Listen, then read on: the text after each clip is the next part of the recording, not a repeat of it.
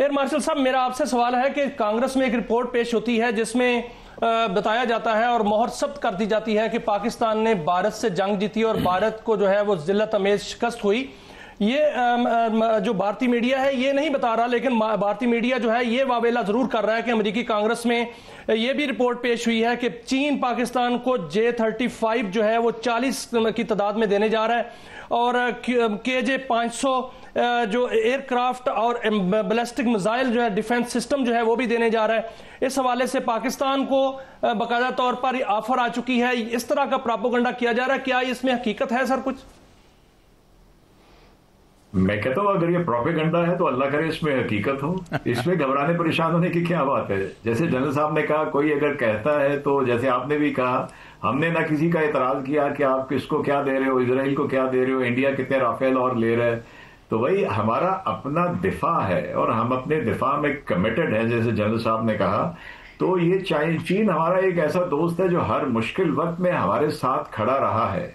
और अगर ये जिस तरह हमने मार्का हक में बुनियादन महसूस में, जिसको पहले तो ट्रम्प, अच्छा मैं वो थोड़ा सा बात उस तरफ लेके जाऊंगा कि जो आपने कहा कि कांग्रेस को रिपोर्ट पेश की गई है, जो यूएस चाइना सिक्योरिटी और इकोनॉमिक उनका कमीशन है, उसने जो रिपोर्ट दी है, तो उससे पहले आप इन लोगों का ख्याल है कि वो प्रेसिडेंट ट्रम्प जो है वो मजाक करते रहे इनके साथ।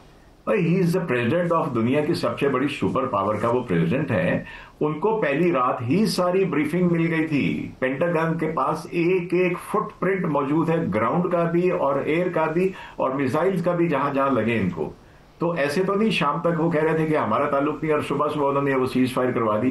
तो अब उसके बाद ये जैसे कमीशन की रिपोर्ट आई है, देखिए ये रिपोर्ट इसलिए भी आई है, ये सिर्फ इसलिए नहीं है कि उसमें कोई तारीफ की जाए कि पाकिस्तान या चाइना ने अच्छा किया है। ये एक पॉइंट ऑफ कंसर्न है अमेरिका के लिए कि उसका इक्विपमेंट चाइना का, उसका राइवल कौन है? चाइना। अगर इस वक्त कोई एक बाइपोलर दुनिया बन रही है या बन चुकी है, तो उसमें चाइना एक ब्लॉक है जिसके साथ रशिया है, एक तरह से पाकिस्तान भी है और बाकी और मुल्क भी हैं। तो ये उसके लिए बड़ा पॉइंट ऑफ कंसर्न है। तो इस रिपोर्ट में कोई ढकी छुपी बात नहीं होगी। और ये बहुत पुरानी बात है, आपके प्रोग्राम में पहले भी मैंने एक दफा कहा था कि आज से 25 साल पहले मैडलिन ऑलब्राइट ने कहा था कि चीन की जो तरक्की है ये अमेरिका के लिए सबसे बड़ा सिक्योरिटी थ्रेट है। तो ये बड़ी कैंडिड रिपोर्ट उन्होंने दी है और उन्होंने बाकायदा मेंशन किया है कि राफेल की मार्केट गिर गई, वो इंडोनेशिया ने कैंसिल कर दिए जो राफेल खरीदने थे, और this is a point of concern. तो ये बड़ी फैक्चुअल रिपोर्ट है और इससे मैसेज इंडिया को यही समझना चाहिए कि झूठ बोलने का फायदा कोई। एयर मार्शल साहब, एक और सवाल है कि अच्छे पड़ोसी, मैं एक और सवाल की तरफ आता हूं। जनरल साहब आपसे भी पूछूंगा और फिर मैं एयर मार्शल साहब की तरफ आऊंगा। एक एक्स ऑफिशियल है रिटायर्ड CIA का, उसकी एक चीज़ बड़ी चल रही है और वो ये है, उसने कहा कि इजराइल ने अमेरिका को कहा था कि अगर वो शामिल नहीं होता ईरान के खिलाफ हमले में तो न्यूक्लियर स्ट्राइक्स कर देगा। ये एक इम्पॉर्टेंट एक्स ऑफिशियल है CIA का और बड़ी इसकी धूम मची हुई है सोशल मीडिया पर और अमेरिका में। तो आप इसको क्या देखते हैं कि have things gone to the level where such a huge and big military, इतनी बड़ी उसके पास वार मशीन है और वो ब्लैकमेल हुआ इससे? Do you buy this theory? And अगर ये होता तो जाहिर है वो न्यूक्लियर उन सरहदों के दरमियान तो रहना नहीं था, हमारी सरहद भी उनसे मिलती है। तो क्या इतने बड़े लेवल पे ये लोग रिस्क लेने को तैयार? इतनी पागलपन आपको नजर आता है इजरायली रूलिंग एलीट में? ये मुझसे पूछ रहे हैं? जी जनरल साहब आपसे पूछ रहा हूं। जी अच्छा जी काजी साहब, देखें अब मैं इस रिपोर्ट के बारे में तो कुछ नहीं कह सकता, बट इजराइल जो है वो ईरान के खिलाफ किसी भी हद तक जा सकता था और उसमें देखें कि उसने मजबूर किया अमेरिका को कि उनके B-22 जो है बॉम्बर्स जो आए और उन्होंने वहां पे आके उनके न्यूक्लियर इंस्टॉलेशन को निशाना बनाया। देखें इस दुनिया में अगर किसी की न्यूक्लियर इंस्टॉलेशन पे कोई स्ट्राइक कर रहा है तो उसने अमेरिका ने की, और वही बड़े प्रोपोनेंट हैं कि NPT पे साइन करें और MTCR पे साइन करें, और खुद ही इन्होंने देखे हिरोशिमा और नागासाकी पे भी बम गिराए। तो जहां इनके अपनी मफादात होते हैं ये किसी भी हद तक जा सकते हैं।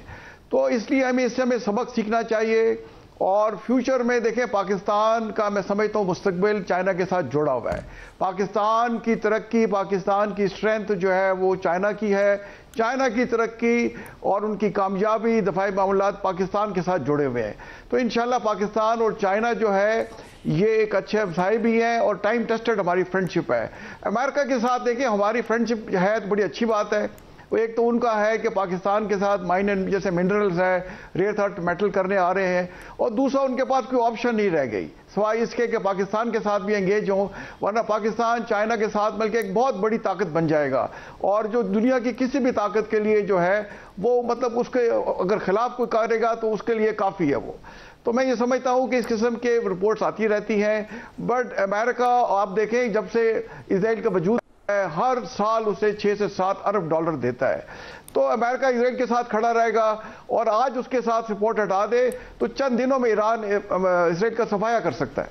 अच्छा एयर मार्शल साहब, एक और महाज खुल रहा है और लगता है ये ज़बानी महाज हैं या are we playing with fire. जो अभी जो टेंशन्स बढ़ रही हैं जापान और चाइना के माबैन, उधर ताइवान का इशू है जिसे ओपनली वो क्लेम करता है, फिर वो ये कह रहे हैं साथ ये प्रोपेगेंडा भी है कि जी कोई जारियत चाइना कर सकता है। वेर एज हमने देखा कि चाइना की कभी ये पॉलिसी नहीं रही इस तरह की जारियाना, वो माशी हमले ही अभी तक कर रहा है दुनिया पर अपने तसल्लुत के लिए। तो क्या आप समझते हैं कि ये महाज भी गर्म हो सकता है या चाइना अभी धीरे धीरे चलेगा? Secondly and second part of my question is कि यस्टरडे जो एक चीनी सफारतकार ने जवाब दिया, अमरीकी हमारी जो कौंसल है यहाँ पे कायम मकाम, जिन्होंने कहा था कि हम डेट ट्रैप में जा रहे हैं, इशारा चाइना की तरफ था और चाइना ने रिटॉर्ट भी किया। तो क्या आप समझते हैं कि अब ये चाइना और अमेरिका के माबैन हमें हम जो इंट्रिकेट डिप्लोमेसी करते थे ये जरा मुश्किल पेश आएगी हमें? जनाब साजिद हबीब साहब। जी बिल्कुल, मैं समझता हूँ कि सारा कुछ जो कुछ रीजनल लेवल पे हो रहा है, जो पाकिस्तान इंडिया का हुआ, जो ये मेरा अपना जाती एनालिसिस है, जो ईरान और इजराइल का हुआ, ये असल मसला तो अमेरिका को चीन के साथ है। तो ये सारे डांडे वहीं जाके मिलते हैं। मैं नहीं समझता कि चीन जब तक बाकायदा एक इकोनॉमिक और मिलिट्री डिफेंस के पॉइंट ऑफ व्यू से अमेरिका को अच्छी तरह बीट नहीं करता, वो कभी किसी वॉर में नहीं जाएगा। Never, they will not take any nonsense. ये अपनी जगह है, अगर कोई उनकी तरफ करने की कोशिश करेगा they will hit back very hard.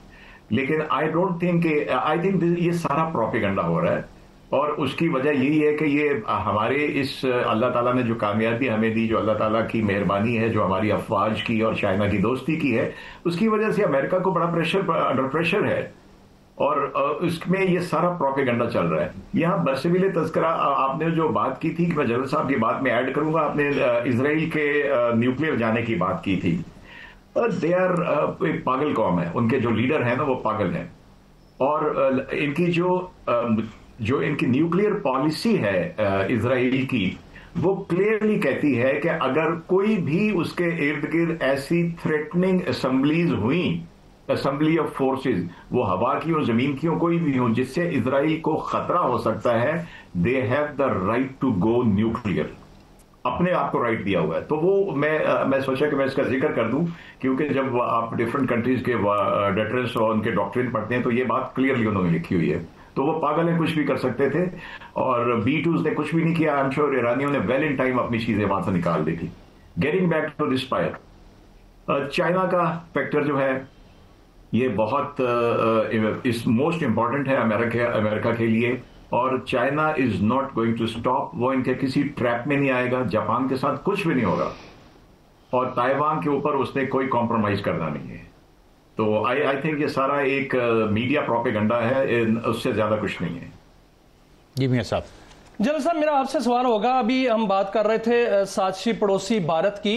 साजिशी पड़ोसी भारत जो है वो अपनी हालत तो दुरुस्त नहीं करता लेकिन वावेला जरूर करता है। जब से ये रिपोर्ट आई है कांग्रेस वाली तो वहां पर सफ़े मातम बिछी हुई है और उनके जनरल बख्शी जो है वो वावेला कर रहे हैं कि पाकिस्तान बैनुल बर आज़मी मिसाइल बना लेगा, हमें तबाह कर देगा, इजराइल को तबाह कर देगा, इनको रोका जाए। पाकिस्तान के साथ तुर्की भी मिल गए हैं, बांग्लादेश भी मिल गया है और ये मिलकर जो है वो हमला करेंगे। ये कैसा प्रोपेगेंडा है सर? क्या इसमें कोई हकीकत है? ये डरावने ख्वाब आते हैं उनको? देखिए, उन्हें हर तरह के डराने ख्वाब आएंगे, हमेशा आते रहेंगे।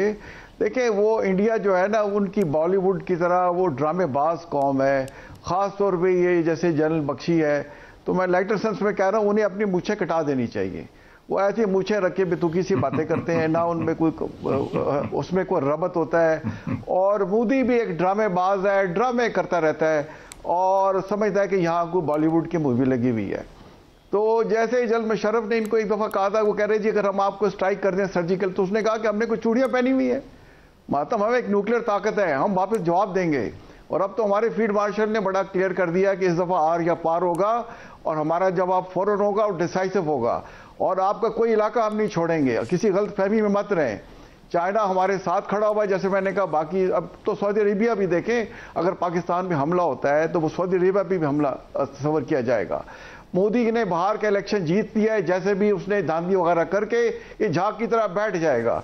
इसके बाद कोई चारा नहीं है। पाकिस्तान की फतह उनके गले में हड्डी की तरह फंस गई है, वो उसको निकलनी पड़ेगी, उसके अलावा कोई चारा नहीं है। और ये ड्रामे कर रहे हैं सारे। एयर मार्शल साहब, मैं आपकी तरफ आऊंगा, टाइम थोड़ा है अभी। अब जापान और इसके चीन की बात कर रहे थे, और वॉल स्ट्रीट जर्नल ने यह लिखा है कि चीन के पास इतनी बड़ी टेक्नोलॉजी आ गई है और ऐसे जहाज उन्होंने बना लिए हैं जो बगैर पायलट के जो है वो उड़ेंगे और चंद ही मिनटों में जापान पर भी कब्जा कर सकते हैं और ताइवान पर भी कब्जा कर सकते हैं।